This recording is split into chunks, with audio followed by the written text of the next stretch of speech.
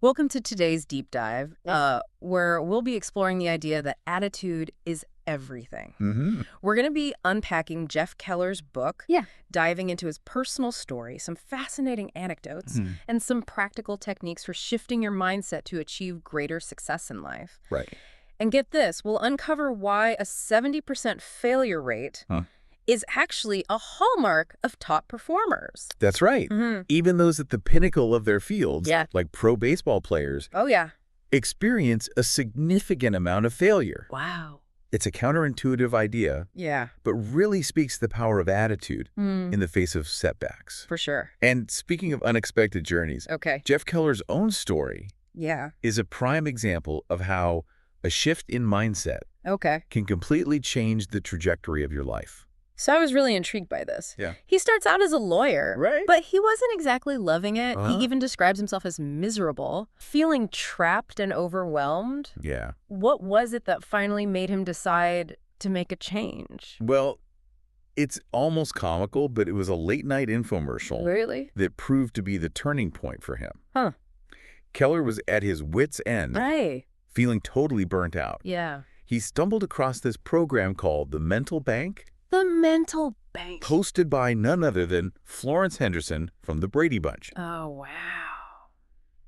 Something about it must have resonated with him because he actually ordered the program right then and there. Talk about a late night impulse buy. Right. I'm curious, though. Yeah. What was it about the mental bank that sparked such a profound change in him? The core message of the program Okay. was that our subconscious beliefs Mm-hmm. have a powerful impact Yeah. on what we achieve in life. Okay.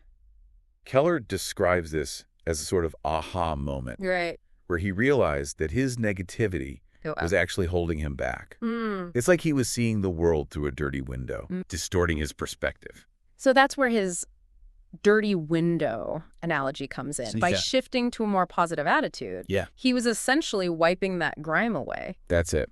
But how did he actually go about making that shift? He really dove headfirst into the world of personal development, consuming books and tapes Yeah. by motivational giants Okay. like Yeah. Napoleon Hill and Zig Ziglar. Okay. This opened up a whole new way of thinking for him. Interesting. He started to understand the connection Yeah. between his thoughts and his reality. This idea that our thoughts shape our reality Yes. is something you hear a lot in self-improvement circles. Right. But is there any scientific backing for it? Absolutely. Okay. Keller quotes Earl Nightingale, who Mm. called this the strangest secret. The strangest secret. The idea that we become what we think about. Wow. And this principle is echoed by many other thought leaders, Mhm. from Napoleon Hill Uh-huh. to Ralph Waldo Emerson. Right. It's even reflected in ancient wisdom traditions. I can see how constantly focusing on negative thoughts Yeah. could create a self-fulfilling prophecy. For sure. But how does positive thinking actually translate into tangible results? Think of it like this. Okay. Your mind is like a magnet. Okay. When you consistently focus on a specific goal, your thoughts and beliefs create an energy Right. that starts attracting opportunities, Mhm. resources, Yeah. and even people who Right. can help you achieve that goal. So if someone believes they're only capable of earning a certain amount of money, Right. they're likely to stay stuck at that level. Yeah. But if they shift their thinking and start believing they can earn more, Mm-hmm. they'll start to see and seize opportunities they Sure. might have missed before. Exactly. It's not just wishful thinking. It's Right. about cultivating a deep conviction that your goals are achievable. For sure. And this shift in belief often leads to changes in behavior. That's right. You start taking actions Yeah. that are aligned with your new, more ambitious goals. Absolutely. So it's not just about thinking positive thoughts. It's Mhm. about those thoughts driving you Right. to take concrete steps Yeah. towards what you want. Exactly. But how do you actually reprogram your mind Yeah. to think more positively? Keller offers some really practical techniques. Okay. Positive self-talk is a big one. Okay. Instead of putting yourself down, Yeah. focus on affirming your strengths and capabilities. Another powerful tool is reading uplifting literature. Interesting. Consistently feeding your mind Yeah. with positive messages Right. helps to counteract negative thought patterns. That makes sense. Yeah, It's like creating a more supportive internal dialogue. exactly. Yeah. And this leads us to one of the most effective techniques for achieving goals, Oh, okay. visualization. Visualization. You've probably heard Athletes and performers Yeah. talk about using visualization. Right. But Keller argues that we've all been using it since What? childhood, Wow. whether we realize it or not. So it's not just about Olympic athletes picturing themselves winning a gold medal. Right. It's something we do in everyday life. Exactly. We constantly create mental pictures about the kind of relationships we want, Yeah. the level of success we'll achieve, even how much money we'll have. Interesting. The problem is, Okay. these mental movies are often based on negative experiences from our past. I can see how past experiences, Yeah. especially from childhood, Right. can shape our beliefs about what's possible for us. Exactly. Like if you were constantly criticized as a child, Yeah. you might develop a fear of speaking up or Okay. sharing your ideas. That's a great example. Yeah. But the good news is, we're not stuck with those old limiting mental movies. Interesting. We have the power to reframe those experiences and consciously create new, more empowering visuals. So how do you actually go about changing those mental images? One powerful technique is to actively visualize yourself, Okay. achieving a specific goal. Okay. Find a quiet space, Yeah. relax, and create a vivid mental picture of the outcome you desire. Right. Engage all your senses. See it, Okay. hear it, feel Yeah. the emotions Yeah. associated with achieving that goal. This reminds me of the story about Jim Carrey Right. writing himself a $10 million check before he became famous. Yeah. He carried it with him everywhere and visualized himself achieving that level of success. And he actually manifested it. That's right. Wow. It might sound far-fetched, Yeah. but the principle behind it is sound. Right. By consistently visualizing his goal and reinforcing it with that tangible reminder, Yeah. Carey was essentially reprogramming his subconscious mind to believe it was possible. And that belief fueled his actions, ultimately leading him to success. So if Jim Carrey can do it, maybe Yeah. we all have the power to manifest our dreams. For sure. But visualization is only part of the equation, right? That's true. You can't just sit around visualizing all day and Oh, yeah. expect things to magically fall into place. Exactly. Visualization is a powerful tool, Okay. but it's not magic. Yeah. You still need to be willing to put in the work Right. and make a true commitment to your goals. So true. It reminds me of a saying, vision without action is just a daydream. Right. But what does true commitment look like? Yeah. Is it just about working hard or is there something more to it? Keller really emphasizes that commitment Okay. goes beyond simply putting in the hours.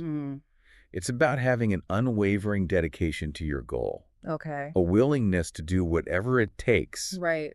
even when you face obstacles. He uses the example of best-selling author David Baldacci, who was Yeah. also a lawyer Right. before he hit it big. Yeah. He had this burning passion for writing Yeah. and committed to honing his craft. He wrote every night Wow. from 10 p.m. to 2 a.m. Well, wow. for years, Goodness. all while working full-time Yeah. and raising a family. Now, that's impressive. Yeah. It speaks to that deep inner drive Right. that pushes you forward, Yeah, even when it's tough. for sure. Keller himself experienced this Yeah. when he first started writing those motivational articles. He didn't have a concrete plan, Right. but he was committed to sharing his message. Yeah. And that led him to unexpected opportunities. Like meeting Stuart Kamen, Exactly. who helped him launch his Attitude is Everything newsletter. That's right. So it's like commitment attracts those opportunities. It does. It's as if by focusing your energy on your goal, you start to see the paths open up that you might have missed before. Yes, it's about having that laser focus Okay. that allows you to recognize and seize those opportunities. For sure. But let's be real. Right. Even with the strongest commitment, Yeah. you're going to encounter setbacks. Of course. It's part of the process. It isn't. And that's where persistence comes in. Exactly. Well- Keller talks about the importance of never giving up, Right. even when you feel like throwing in the towel. Yeah. He shares the incredible story of Benjamin Roll, Benjamin Roll. who passed the California bar exam at the age of 74 Wow. after 14 attempts. Wow. That's some serious dedication. It is. I can't imagine taking that exam once, let Yeah. alone 14 times. I know. I'm starting to see a theme here. Yeah. Commitment, persistence. Uh-huh. These seem to be key ingredients for turning those setbacks into successes. Absolutely. And it ties into another critical aspect of a success-oriented mindset, Okay. turning problems into opportunities. Turning problems into opportunities. Yes. Keller suggests that what we often perceive as a problem Yeah. is actually a chance for growth and learning. I can see how getting stuck in a negative mindset can make it hard to see the opportunity For sure. in a challenging situation. Yeah. But how do we actually shift our perspective to see problems in a new light? He offers a great example Okay. with entrepreneur Dave Bruno, Okay. who was laid off from his job Huh. and then experienced a near-fatal car accident. Oh, wow. Talk about a double whammy. Goodness. But Bruno didn't let these setbacks define him. Right. You mentioned earlier that he used this experience to launch a successful business. Yeah. Yes. While recovering, Okay. he had a realization. Hmm. He'd always been fascinated by inspirational quotes, Okay. and he decided to start a business, Uh-huh. selling them on metallic gold cards. Wow. 5 years later, Okay. he sold his first Success Gold card, and today he's sold over 2 million. That's amazing. It's incredible. So it's not just about having a positive attitude. Right. It's about being adaptable and resourceful, finding a way to leverage your strengths, Yeah. even in the face of adversity. Exactly. It sounds like a bit of a mindset shift is needed to see those possibilities. Absolutely. Right. It's about looking for the silver lining, Right. even when it seems like everything is going wrong. Yeah. Keller believes that every problem, Okay. no matter how challenging, Mm-hmm. offers us valuable lessons and opportunities to become stronger Right. and more resilient. He even shares a personal story Yeah. of how a frustrating experience with a screen printer Uh-huh. actually led him to find a much better supplier. That's right. So it's about taking a step back from the initial frustration and asking, okay, how can I use this to my advantage? Exactly. But sometimes it's hard to see those opportunities Right. when you're in the thick of it. It can be. Any tips for shifting out of that negative headspace? One thing Keller suggests Okay. is to reframe the problem. Reframe the problem. Yes, instead of dwelling on what went wrong, ask yourself, what can I learn from this? How can I use this experience to move forward in a positive direction? So far, we've talked about the power of thoughts, Yeah. visualization, Yeah. and taking action. Right. But is there another element that plays a role in shaping our reality? There is. Okay. And it's something we often take for granted. What's that? Our words. Our words. Keller dedicates a whole section of his book Wow. to the power of language. Mm. It's fascinating how the words we use, Yeah. both to ourselves and to others, Right. can reinforce our beliefs Yeah. and even influence our outcomes. I remember reading about Keller's personal struggle with home repairs. Yes. He's convinced he's incapable of fixing anything, and guess what? Right. He's probably right. He probably is. It's like he's created a self-fulfilling prophecy. Exactly. And the culprit, Okay. the language he uses. The language he uses. For years, he's been telling himself and everyone else that he's no good at mechanical things. Oh, goodness. By constantly repeating those negative statements, he's essentially programmed his mind to believe it's true. It's like our words create a blueprint Mm-hmm. that our minds follow. Yeah. And it's not just about the things we say to ourselves. Right. It's also about the language we use with others. Exactly. Think about those everyday phrases like, I can't, it's impossible, Yeah. or I'm terrible at. Right. We often say these things without thinking, We do. but they can have a powerful impact on our mindset. They do. Keller argues that these seemingly harmless expressions actually reinforce a negative attitude Mm-hmm. and limit our potential. Exactly. He encourages us to pay close attention to the language we use in key areas of our lives, Well- relationships, finances, Yeah. career, Mhm. and even our health. Right. Are we focusing on what we lack, No. or are we speaking in terms of possibilities and abundance? That's a great question. Hmm. It's like choosing to focus on the half-empty glass Yeah. instead of the half-full one. Yeah. But sometimes it's hard to break those ingrained negative thought patterns, It can be. change the way we talk about things. Right. Hmm. He suggests a simple exercise. Okay. Analyze how you typically respond Okay. to the question, how are you? How are you? Do you automatically go to negative or mediocre responses? Yeah. Like lousy, not too bad, or Right. hanging in there? Yeah. Or do you choose to respond with energy and enthusiasm, Hmm. saying things like, fantastic, Great. great, Yeah. or I'm on top of the world? I have to admit, I'm guilty of those lackluster responses sometimes. Yeah. I guess it becomes such a habit It does. that we don't even realize the impact it might be having. Right. But is it really that powerful just to change the way we answer a simple question. Keller believes it is. Wow. Even if you don't feel amazing at that moment. Yeah. By simply shifting your language to something more positive, Okay. you start to send a different message to your subconscious mind. Interesting. It's like faking it till you make it, Right. but with your words. So by consciously choosing to use more positive language, Yes. we can actually start to shift our mindset Mm-hmm. and even influence our actions. Exactly. Now, let's be real. Okay. There are times when we all need to vent Yeah, and let off steam. for sure. Is it always wrong to complain? Keller acknowledges that there are times Uh-huh. when expressing frustration or disappointment is natural. Right.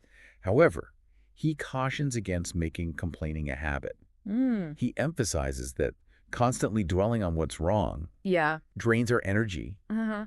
reinforces negativity, Right. and doesn't actually solve anything. It's like that saying, complaining is like rocking in a rocking chair. Exactly. It gives you something to do, Yeah. but doesn't get you anywhere. Right. He shares a very moving story about Pedro, a Honduran immigrant who lost contact with his family during a hurricane. Wow. Despite the immense worry and uncertainty, Yeah. Pedro chose to focus on helping others Mm. rather than dwelling on his own pain. That's a powerful reminder Yeah, that even in the face of real tragedy, right. we always have a choice in how we respond. Exactly. Complaining might feel good in the moment, Right. but it's not productive. No. Keller encourages us to be a source of positive news, Mm-hmm. to focus on solutions, Yeah. and to direct our energy towards actions that can make a difference. Absolutely. So it's about shifting from being a complainer right. to being a problem solver. Exactly. And speaking of positive influences, Yeah. Keller also talks about the importance of surrounding ourselves with the right people. Yes. He introduces the concepts of toxic people Toxic people, and nourishing people. those terms really paint a vivid picture. They do. But could you elaborate a bit more on what he means by those terms? Sure. I think it would be helpful to understand Okay. how to distinguish between the two. Of course. Okay. Toxic people, as Keller describes them, Yeah. are those who drain our energy Mhm. with their negativity, Right. pessimism, Yeah. and constant complaining. They tend to focus on problems rather than solutions. That's right. And often bring others down with them. Exactly. And nourishing people are the opposite. Exactly. Okay. Nourishing people are those who uplift and inspire us. Okay. They're positive, Yeah. supportive, Right. and encouraging. They see the good in others Uh-huh. and help us to see the best in ourselves. That's right. This reminds me of Smokey Stover's sponge theory. Oh, yeah. Smokey, a friend of Keller's, Mhm. compares humans to sponges. Hmm. He suggests that we absorb the attitudes and energy of Yeah. those around us. We do. So if we're constantly hanging out with negative people, we're going to soak up that negativity. It's such a powerful analogy. Yeah. And on the flip side, Mm-hmm. when we spend time with positive, supportive people, Okay. we absorb their energy and enthusiasm, Yeah. which in turn fuels our own growth and success. Mhm. It makes you really think about the company you keep. That's a great point. It is. It's like making a conscious choice Yes. about what we're feeding our minds and spirits. Exactly. So how do we actively seek out those nourishing people Right. and limit our exposure to the toxic ones? Keller acknowledges that it's not always easy Yeah. to simply cut negative people out of our lives, Right. especially if they're family members or longtime friends. For sure. He suggests setting boundaries Okay. and limiting our exposure to their energy. Hmm. We can still care about them, Right. but we don't have to let their negativity Yeah. dictate our own outlook. Especially in the workplace where Right. we don't always have the luxury Yeah. of choosing who we interact with. He even mentions seeing a seminar advertised Really? on how to legally fire employees with attitude problems. Mhm. It seems businesses are recognizing Yeah. that negativity can be contagious Right. and can negatively impact productivity and morale. So it's not just about personal well-being. That's right. It's also about creating a more positive and productive environment for everyone. Absolutely. Mm. And if you're serious about achieving your goals and living a more fulfilling life, Right. it's essential to prioritize building relationships Okay. with those positive, supportive people. Seek out mentors. Yeah. Join groups with like-minded individuals. Right. And strive to be the kind of person who radiates energy and enthusiasm that lifts others up. It's interesting how we've been talking about external factors that can influence our attitude, like the words we use and the people we surround ourselves with. But what about those internal roadblocks that hold us back? Yeah. Like fear. Fear is a powerful emotion that can definitely sabotage our efforts to achieve our goals. We all experience fear, but it's how we respond to it that makes all the difference.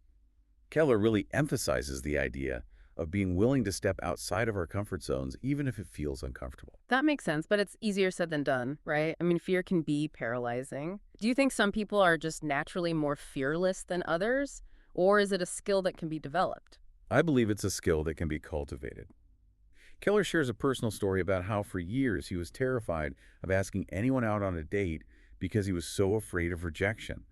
He thought he was protecting himself, but he was actually preventing himself from experiencing the joy of a romantic relationship.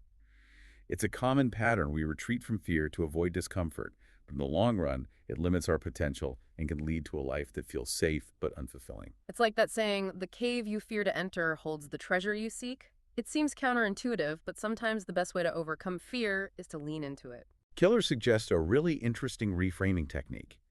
Instead of focusing on the potential negative outcomes, shift your perspective to see participation itself as the win. So if you're terrified of public speaking, don't worry about giving the perfect presentation. Just focus on getting up there and doing it. The act of facing your fear, regardless of the outcome, is a victory in itself. So it's about shifting the focus from the outcome to the process. It reminds me of learning to ride a bike as a kid. We fell countless times, but we got back up and kept trying until we mastered it. Somewhere along the line, we seem to lose that resilience and become afraid to fail. That's a great analogy. Keller actually uses a similar one in his book. He argues that as adults, we tend to shy away from anything that might make us look foolish or incompetent. We forget that failure is an essential part of learning and growth. And speaking of failure, Keller has a whole chapter dedicated to embracing setbacks as stepping stones to success. He even encourages readers to get out there and fail. That's a bold statement. But how can failing possibly be a good thing? He argues that failure is inevitable on the road to success. It's not something to be avoided, it's something to be embraced as a learning opportunity. He even highlights the fact that the average successful baseball player has a 70% failure rate. They only get a hit 3 out of every 10 at-bats, and yet they're considered to be at the top of their game. Wow, that's a really eye-opening statistic. It completely reframes the way we think about success and failure. It's not about avoiding failure, it's about getting back up and continuing to swing for the fences, even if you strike out most of the time. Exactly. And he shares another great example. The authors of Chicken Soup for the Soul faced 33 rejections before finding a publisher for their book. Imagine if they'd given up after the first 10 rejections, or even the 20th. Their persistence paid off, and they went on to sell over 30 million copies and inspire countless people around the world. It's a powerful reminder that success often comes after a series of setbacks and failures. It's about believing in your vision and refusing to let those setbacks define you. Keller wraps up the book with a chapter on the importance of networking. He emphasizes that success isn't just about individual effort. It's also about building strong relationships and leveraging the power of collaboration. We've talked about the importance of surrounding ourselves with positive and supportive people, but how does networking fit into that? Keller believes that networking, when done right, is all about creating mutually beneficial relationships.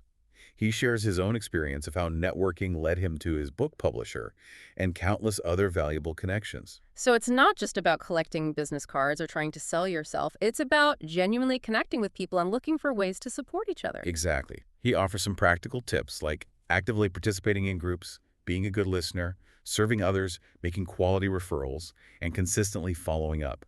It's about building authentic relationships based on mutual respect and a desire to help each other succeed. As we wrap up our deep dive into Attitude is Everything, it seems like the core message is that we have far more power to shape our reality than we often realize.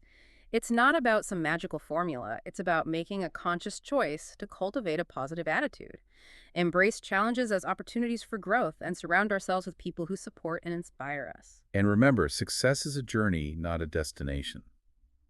There will be setbacks along the way, but it's how we respond to those setbacks that ultimately determines our outcomes. So to our listeners, here's a final thought to ponder. What is one specific action you can take today to implement one of the principles we discussed? Maybe it's starting a gratitude journal, reframing a challenging situation, or reaching out to a positive person in your life. Whatever it is, take that first step and see how a shift in attitude can truly transform your life.